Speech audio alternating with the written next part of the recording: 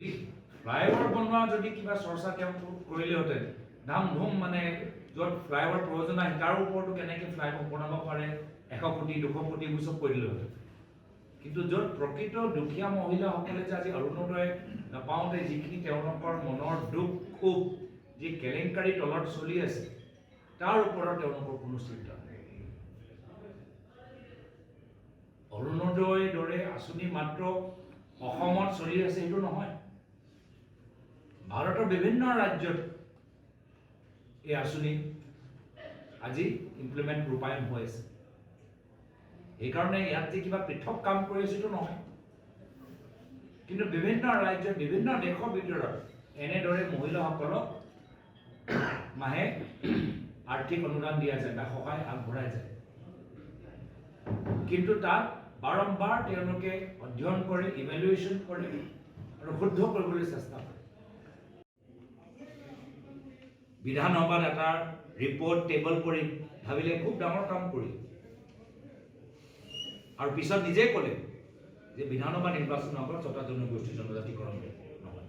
মানে ইমান অহংকাৰ দেখালে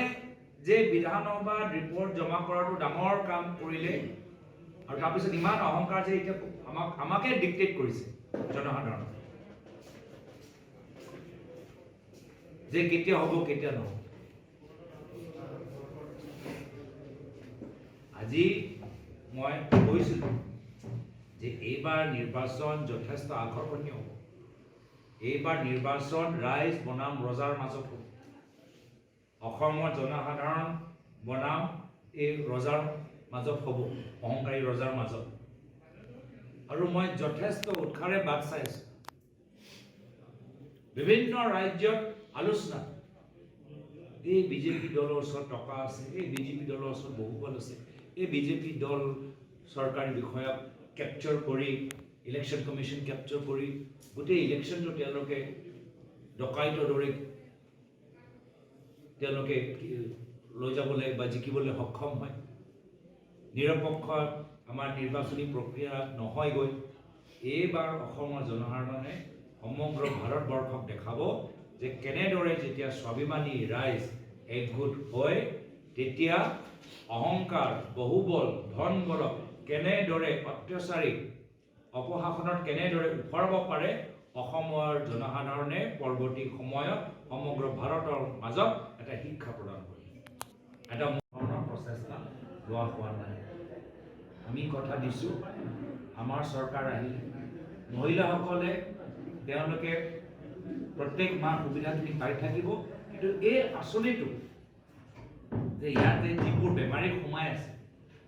এই বেমাৰী আমি দূৰ কৰিম অৰুণোদয় আঁচনি যিবোৰ বেমাৰী সোমাই আছে যি বিজেপি দলৰ কৰ্মীখিনি পালি নেতা তেওঁলোকে আনিছে আৰু মুখ্যমন্ত্ৰী সীমিত চিন্তাৰ বাবে যিখিনি সমাধান হোৱা নাই এই বেমাৰী সেই সমস্যাবোৰ আমি সমাধান কৰিম বাস্তৱভাৱে মহিলাসকলক কল্যাণ কৰা বাস্তৱভাৱে মহিলাসকলৰ হাত সবল কৰা বাস্তৱভাৱে দুখীয়া মহিলাক এটা অস্ত্ৰ দিয়া এনেকুৱা এটা শুদ্ধ শোধনি আমি আগন্তুক দিনত আমি আনিবলৈ বিচাৰিম বৃদ্ধ পেঞ্চন আমি কেইবাবাৰো কৈ আছোঁ আমি বিভিন্ন সভাত আমি বৃদ্ধসকলৰ কথাবোৰ কওঁ যে 250 টকা লৈ বৃদ্ধ পেঞ্চন পৰ্যাপ্ত নহয় আমি বিভিন্ন সভাত কৈছোঁ মই ভাল পালোঁ যে মুখ্যমন্ত্ৰী বৃদ্ধ পেঞ্চনৰ কথাটো উল্লেখ কৰিলে কিন্তু আকৌ সীমিত 250 টকা বা 500 টকা সেই বঢ়াব 400 টকা তেওঁলোক বঢ়াব সীমিত আকৌ মই ক'লোহেঁতেন যদি কিবা ক'লেহেঁতেন PWD ঠিকাদাৰ বনাই কিবা এটা কৰিব লাগে আকৌ তেওঁ বহলকৈ ডাঙৰকৈ কিবা এটা ঘোষণা কৰিল PWD সেই 4-5জন কণ্ট্ৰেক্টৰ কোম্পানীৰ নাম সকলোৱে তেওঁ আপুনি জানে তেওঁলোকৰ প্ৰতি উদাৰ বহল প্ৰগতিশীল এনেকুৱা কিছু চিন্তা কৰে PWD কণ্ট্ৰেক্টৰ লগত যে ময়ো কেতিয়া কৰা বা শুনাও নাই কোনোবা মুখ্যমন্ত্ৰী এনেকৈ কৰা কিন্তু অসমৰ বৃদ্ধসকল বয়োজ্যেষ্ঠসকল বৃদ্ধ পেঞ্চনলৈ ইমান দিন তেওঁলোকে মাত মাতি আছে ভাল হ'ল আমাৰ কথা শুনি তেওঁ এই বিষয়টো চলে আকৌ পিছত গৈ 250 টকা বা 400 টকা সীমিত জনসাধাৰণৰ বাস্তৱিক সমস্যা সমাধান কৰোঁতে তেওঁ সীমিত হৈ আছে তৃতীয় কথা হ'ল তেওঁ ভাল পালোঁ যে তেওঁ উদাসীন ভকতসকলৰ কথাবোৰ ক'লে এইখিনি কথা আমিও কৈ থাকোঁ মই মাজুলী আজি মোৰ লোকসভা সমষ্টিত পৰে বৰপেটা সত্ৰলৈ মই গৈছোঁ বৰপেটা সত্ৰৰ বাহিৰত মই কৈছিলোঁ আমাৰ উদাসীন ভকতসকলৰ কথা যে কিমান আজি কষ্টত আজি তেওঁলোকে আমাৰ এই সত্ৰৰ আৰু মহাপুৰুষ শ্ৰীমন্ত শংকৰদেৱ মাধৱদেৱৰ দিয়া এক সংস্কৃতি পৰম্পৰা তেওঁলোকে ধৰি আছে বাস্তৱিকভাৱে আজিৰ তাৰিখত নামঘৰ সত্ৰৰ যদি আপোনালোকে বাস্তৱ যদি সোমায় আৰ্থিকভাৱে তেওঁলোকৰ যথেষ্ট সংকট মুখ্যমন্ত্ৰী হিমন্ত বিশ্ব শৰ্মা ডাঙৰীয়া ইংৰাজী নতুন বছৰ যি আমি আশা কৰিছোঁ আমি শুনা নাপাওঁ শিক্ষা ক্ষেত্ৰতো তেওঁ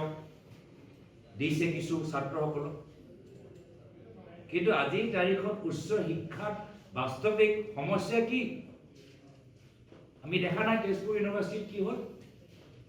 তেজপুৰ ইউনিভাৰ্চিটিত বাধ্য হ'ল কেন্দ্ৰৰ চৰকাৰ এটা ইনভেষ্টিগেশ্যন মুকলি কৰিবলৈ আগৰ ভাইচ চেঞ্চেলৰ ওপৰত ইয়াততো মুখ্যমন্ত্ৰীৰ কোনো হস্তক্ষেপ নাই গোটেই তেজপুৰ ইউনিভাৰ্চিটিৰ ছাত্ৰসকলে ইয়াত তেওঁলোকে নেতৃত্ব ল'লে বহুত চেষ্টা কৰিছে মুখ্যমন্ত্ৰী এইখিনি কথা দবাবলৈ কিন্তু এয়া হৈছে আমাৰ বাস্তৱিক আমাৰ শিক্ষা অনুষ্ঠানৰ পৰিস্থিতি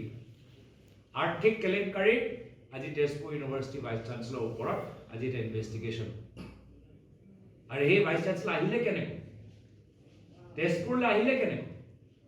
তেওঁ আগতে পটনাত আছিল পাটনা ইউনিভাৰ্চিটিৰ ভাইচ চেঞ্চেলৰ পাটনা ইউনিভাৰ্চিটি থাকোঁতে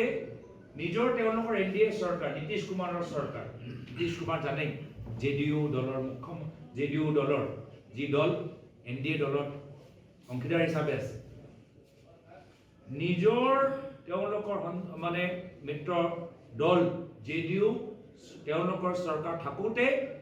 এইজন ভাইচ চেঞ্চেলৰ যেতিয়া পাটনা ইউনিভাৰ্চিটি ভাইচ চেঞ্চেলৰ আছে একে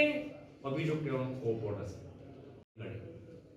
আৰু সেই সময়ত ৰাজ্য চৰকাৰৰ যি একাউণ্টেণ্ট জেনেৰেল তাৰ পৰাও তদন্ত দিয়া হৈছে এনেকুৱা এজন মানুহক আনিলে ক'ত তেজপুৰ মহাবিদ্যালয় বিশ্ববিদ্যালয় যি বিশ্ববিদ্যালয় এটা সময়ত আমাৰ কংগ্ৰেছৰ দিনত আছিয়া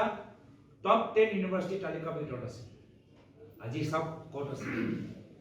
এইবোৰ সব কাম বাবে আজিৰ তাৰিখত ছাত্ৰক ছাত্ৰীক মাহেকে কিবা দিছে কিন্তু গোটেই শিক্ষানুষ্ঠানটো আজি অসমৰ শিক্ষানুষ্ঠান আৰু উত্তৰ পূৰ্বাঞ্চলৰ শিক্ষানুষ্ঠানবোৰ ধ্বংস হৈ গৈছে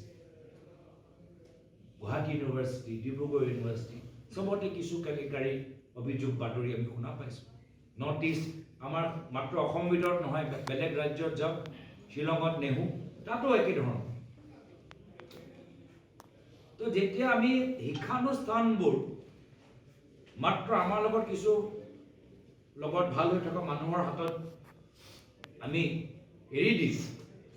তো ছাত্ৰ ছাত্ৰীসকলক মাহেকে কিবা দিলেও তেওঁলোকৰ যি শিক্ষাৰ বাবে যিমান উপকৃত হ'ব লাগে চাকৰি পোৱাৰ ক্ষেত্ৰত যিমান সহায় পাব লাগে এই গোটেইখিনি নাপাব যিহেতু পৰিৱেশটোৱে তেওঁলোকে অন্ধকাৰ ফালে ঠেলি দিছে উদাসীন ভকতৰ লগত সত্ৰৰ যে আজিৰ তাৰিখত আৰ্থিকভাৱে দুৰ্বল হৈ আছে সত্ৰৰ বাবে তেওঁলোকে কিছু ঘোষণা কৰিলেহেঁতেন বৰপেটা সত্ৰৰ দৰে ডাঙৰ সত্ৰই হওক বা মাজুলী গড়মূৰ সত্ৰই হওক কিন্তু সত্ৰ তেওঁ উদাসীন ভকতসকলৰ 1500 টকা ক'লে কিন্তু সত্ৰৰ আৰ্থিক সবলীকৰণৰ বাবে আকৌ উদাৰ পৰিকল্পনা নাই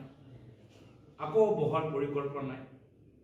আজি দলঙৰ কথা ক'লোহেঁতেন ফ্লাইঅভাৰ কথা ক'লোহেঁতেন আকৌ আহি গ'লোহেঁতেন